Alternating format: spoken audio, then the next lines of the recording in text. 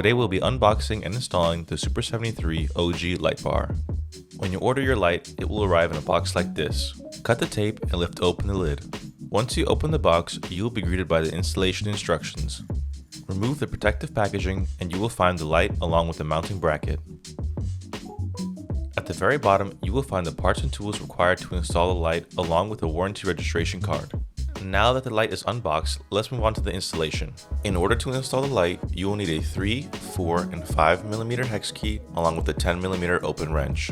Included in the box is one M6 35mm bolt and one lock nut. Be sure not to lose any of these as they are all needed to properly install the light. Now that we have all the tools and parts set, let's move to the first step. We will start by installing the light on an RX as it has an extra step. Remove all 4 bolts on the front with a 3mm hex key. Once this is removed, the process for installation on the S2 is the same. Now you can go ahead and unplug the connecting wires.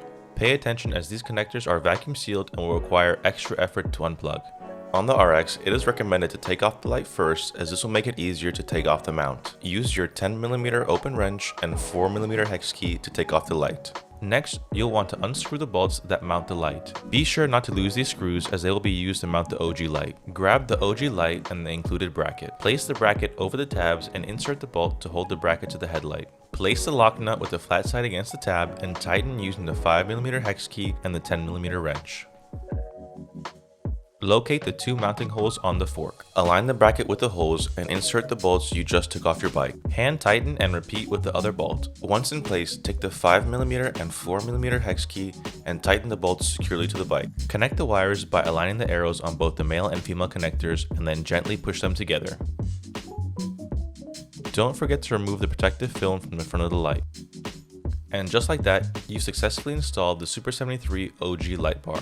If you have any questions or concerns, please contact our support team at eusupport.super73.com.